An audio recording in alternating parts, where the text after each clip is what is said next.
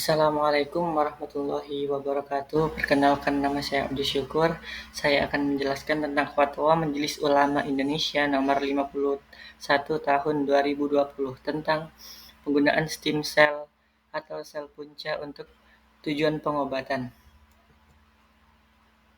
Menimbang A. Bahwa untuk mengobati anggota masyarakat yang menderita kronis, terutama penyakit-penyakit degeneratif, maka diperlukan metode terapi yang kausatif, lebih efektif dan tepat sasaran dengan efek samping minimal.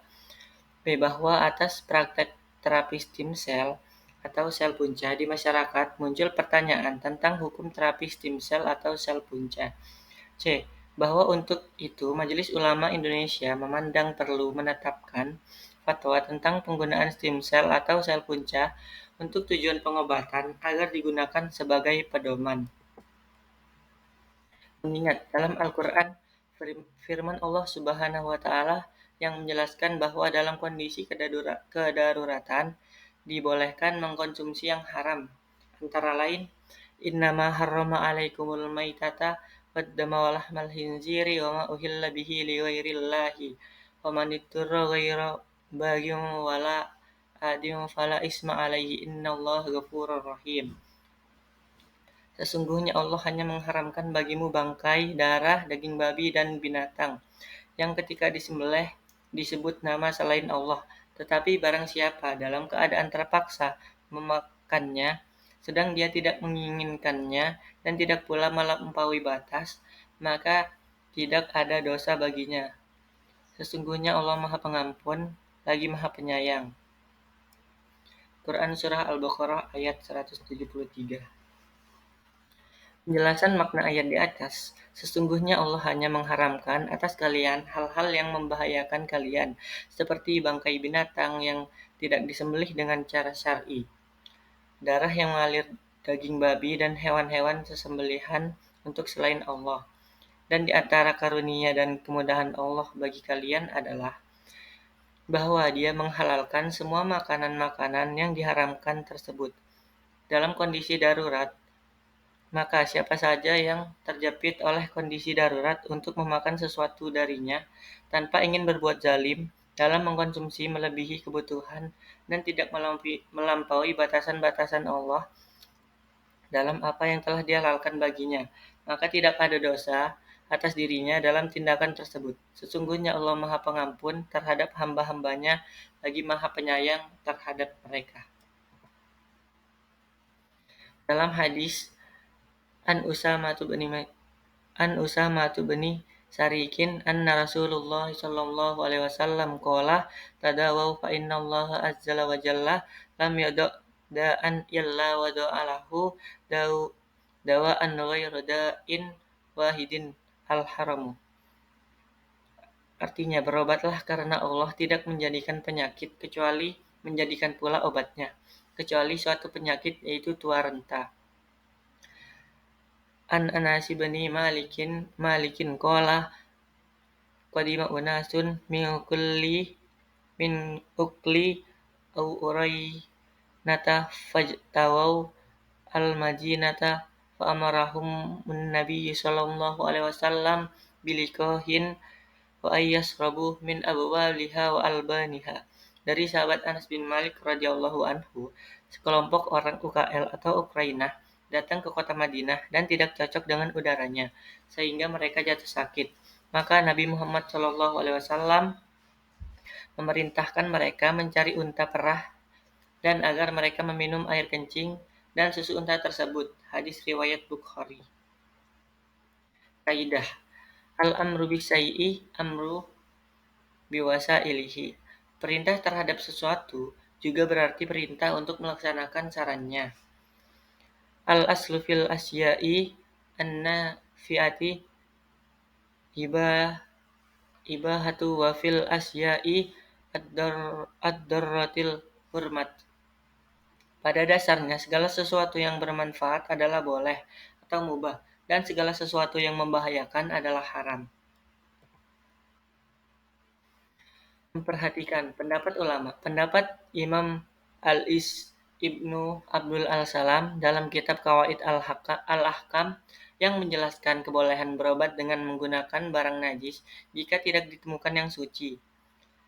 Jazat tadawi bin najasati idza lam yajid tahiran maqamaha la'anna maslahatal akiyati wassalamati akmalu mim maslahati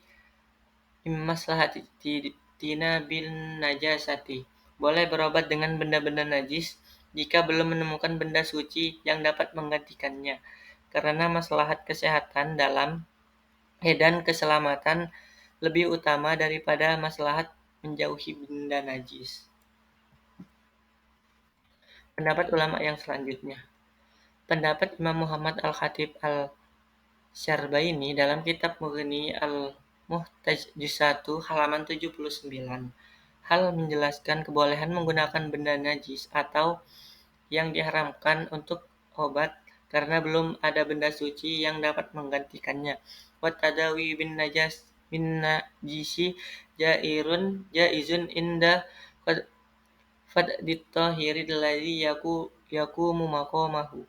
Berobatlah dengan benda najis adalah boleh ketika belum ada benda suci yang dapat menggantikannya. Menetapkan fatwa tentang menggunakan stem cell atau sel punca untuk tujuan pengobatan. Pertama, ketentuan umum dalam fatwa ini yang dimaksud dengan stem cell atau sel punca atau sel induk sel batang adalah sel yang belum berdiferensiasi dan mempunyai potensi yang sangat tinggi untuk berproliferasi atau memperbaharui diri, dan berdiferensi menjadi berbagai tipe sel spesifik organ. 2. Stem cell atau sel punca adalah khusus stem cell yang berasal dari dan untuk manusia. 3. Stem cell induk embrio. Embryonic atau stem cell adalah stem cell yang berasal dari embrio pada fase blastosis yang terdiri dari 50 sampai 150 sel yang berumur 5 sampai 7 hari setelah pembuahan. 4. Sel induk dewasa.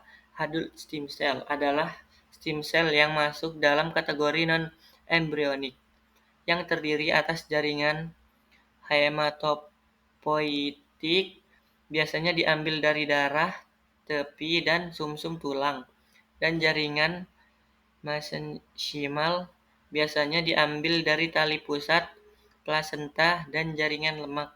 5. Penyakit degeneratif adalah penyakit yang diakibatkan oleh penurunan fungsi atau jaringan atau organ tubuh yang terus-menerus dan mengalami pemburukan seiring proses penuaan. 6. Terapi rekonstruktif adalah tindakan yang dilakukan untuk mengembalikan penampilan atau bentuk anatomis atau fungsi semula dari bagian tubuh tertentu yang disebabkan oleh penyakit, kecacatan, ataupun trauma. Kedua, ketentuan hukum. Yang pertama, pada dasarnya menggunakan stem cell manusia untuk keperluan apapun adalah haram hukumnya. 2. Keharaman sebagaimana pada angka 1 di atas ialah pada kondisi sebagai berikut. A. Stem cell yang diambil dari blastosit termasuk kategori embryonic stem cell, hasil pembuahan sperma dan ovum dari pasangan bukan suami istri yang sah. B. Stem cell yang diambil dari janin yang keguguran akibat kesengajaan dan atau tanpa alasan medis. C. Stem cell yang diambil dari janin yang sengaja digugurkan agar dapat digunakan sebagai stem cell. 3. Keharaman sebagai pada angka 1 di atas adalah apabila pengambilan dan atau penggunaan stem cell sebagai berikut. A. Pengambilan stem cell yang dapat berakibat kesulitan hidup, masyakoh, atau bencana alam darar bagi pendonor maupun penggunaan bagi penerima stem cell. B. Penggunaan stem cell untuk tujuan pengobatan yang masih diragukan efektivitasnya. C. Penggunaan stem cell untuk mengubah bentuk tubuh yang alami agar lebih menarik, penggunaan identitas atau tujuan lain yang bertentangan dengan syariat. D. Memperjualbelikan stem cell antara pemilik sel dengan pihak lain. E. Stem cell yang digunakan untuk tujuan reproduksi untuk membuat makhluk baru. 4. Penggunaan stem cell manusia. Hukumnya mubah jika ada hajah syariah untuk kepentingan sebagai berikut. A. Pengobatan dari berbagai penyakit. B. Terapi rekonstruktif atau pemulihan jaringan dan atau organ tubuh akibat trauma, kecacatan, atau proses degeneratif. C. Riset bidang kedokteran. 5. Kebolehan sebagaimana pada angka 4 di atas adalah wajib. Memenuhi kebutuhan sebagai berikut. A. Stem cell yang diperoleh dari janin yang keguguran spontan atau abortus spontaneous atau digugurkan atas indikasi medis, abortus medicinalis. Harus atas persetujuan tertulis dari pasangan suami istri pemilik janin tersebut. B. Stem cell yang diperoleh dari sisa embrio yang tidak dipakai pada inseminasi buatan atau IVF atau in vitro fertilization. Harus atas persetujuan tertulis dari pasangan suami istri pemilik embrio tersebut. Yang C. Stem cell yang diperoleh dari tali pusat dan atau ari-ari. Harus dapat persetujuan tertulis dari pasangan suami istri yang mempunyai bayi pemilik tali pusat atau ari-ari tersebut. D. Stem cell yang diperoleh dari sel anak harus atas persetujuan tertulis dari kedua orang tuanya. Stem cell yang dapat diperoleh dari sel manusia dewasa harus ada persetujuan yang bersangkutan. Ketiga, rekomendasi. Yang pertama, pemerintah, tenaga medis, dan masyarakat diminta untuk menjadikan fatwa ini sebagai pedoman. 2. Pemerintah wajib mengawasi dengan ketat para pihak penyedia terapi stem cell. 3.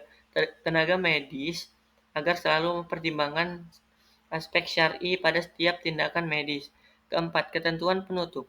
Yang pertama, fatwa ini dimulai berlaku pada tanggal ditetapkan dengan ketentuan jika kemudian hari ternyata membutuhkan perbaikan, akan diperbaiki dan disempurnakan sebagaimana mestinya. 2. Agar setiap Muslim dan pihak-pihak yang memerlukan dapat mengetahuinya. Menghimbau semua pihak untuk menyebarluaskan fatwa ini.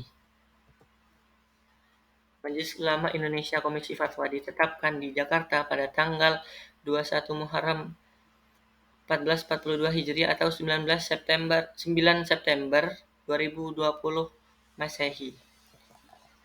Sekian. Assalamualaikum warahmatullahi wabarakatuh.